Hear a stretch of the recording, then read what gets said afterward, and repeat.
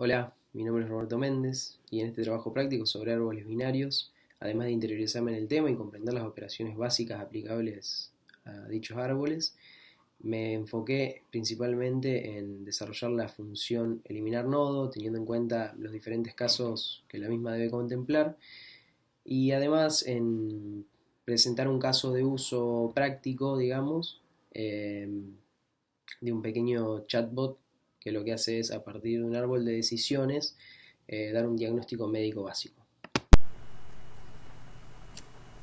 Hola, ¿cómo están? Mi nombre es Kenji Mesa. Este es nuestro DP integrador sobre árboles binarios. Voy a pasar a presentar la primera parte del código y las funciones básicas que se puede hacer con los árboles binarios. Optamos por hacer el trabajo integrador de árboles binarios con listas, en vez de hacerlo con clases como estaba en el PDF de la clase. Y entonces lo primero que hicimos fue definir el árbol, su valor principal que es la raíz, y dos espacios más para los hijos del lado izquierdo y derecho, para después hacer otra función donde insertar los nodos hijos, el valor de izquierda y de derecha. Entonces lo que hace es, primero al ingresar un valor, ingresa del lado izquierdo, luego cuando se vuelve a ingresar otro valor del lado izquierdo, ingresa de un costado, primero de izquierda y después de derecha, haciendo la primera rama, haciendo el primer nodo y sus hijos, lo mismo del lado derecho. Para subsanar la necesidad de eliminar un nodo determinado, hicimos una función que cubre los tres casos posibles. Si el nodo es una hoja, lo eliminamos directamente. Si tiene un solo hijo, lo reemplazamos por ese hijo. Y si tiene dos hijos, usamos otra lógica distinta a la clásica del sucesor.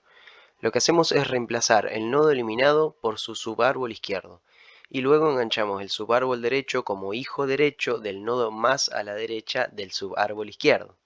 Así conservaríamos el orden y evitaríamos recorridos innecesarios. Esta lógica, llamada eliminación por fusión, proviene de los árboles de búsqueda binaria, o Binary Search Trees. Decidimos usar esta lógica para animarnos a ir más allá y a acercarnos un poco más al concepto de árbol binario que más comúnmente encontraremos en programas y contextos reales. Esto lo armamos con recursión pura, y en consola mostramos el árbol antes y después de eliminar un nodo. Por ejemplo, eliminamos la letra B y se puede ver cómo se reestructura el árbol.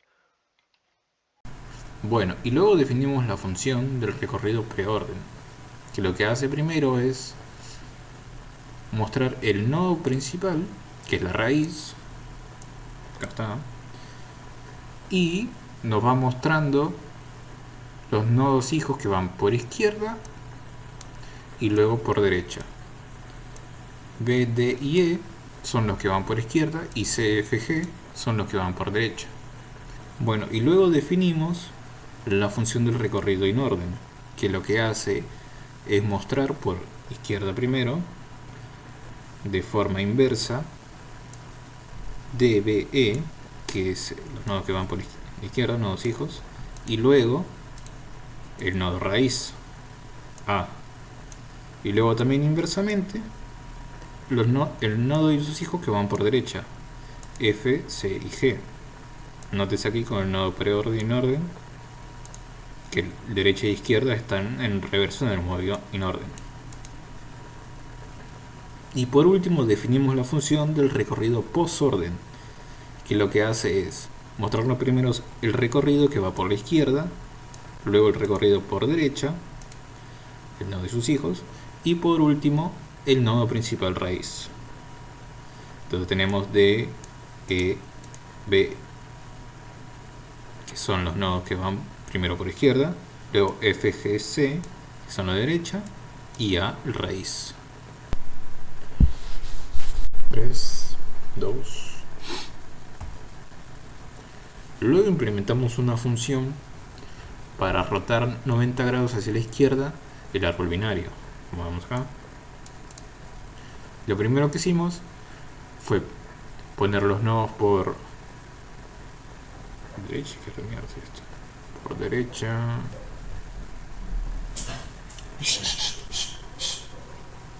Vení.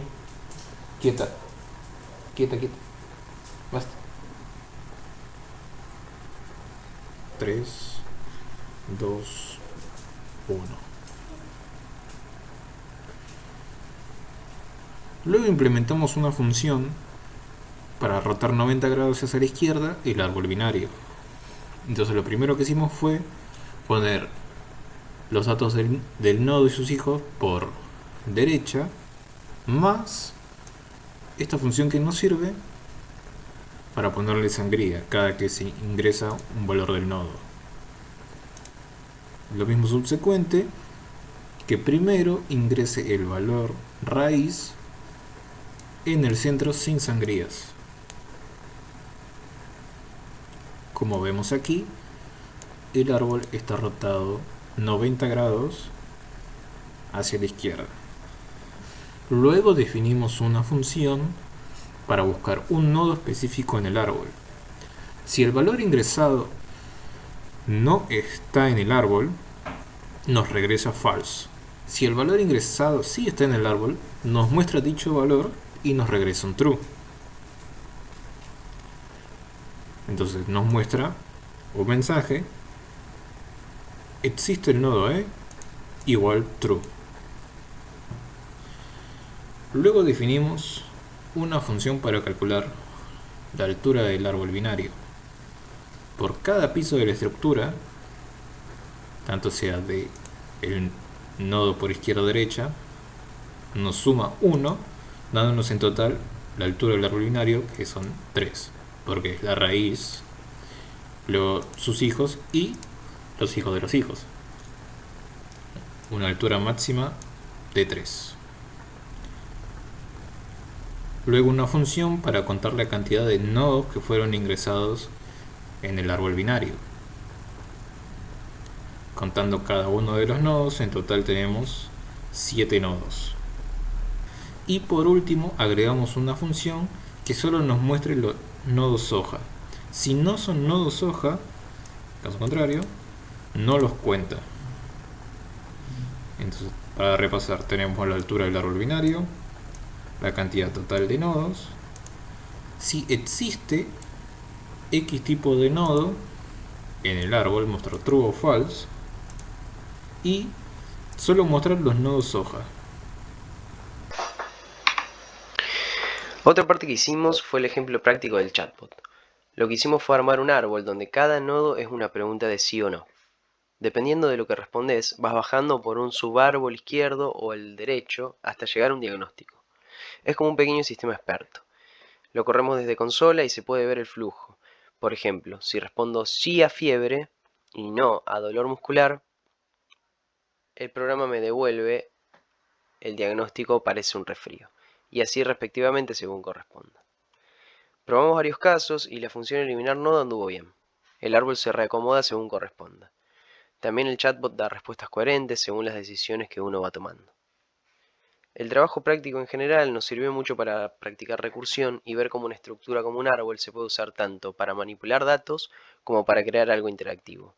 Además, todo esto se puede escalar y mejorar con nuevas funcionalidades.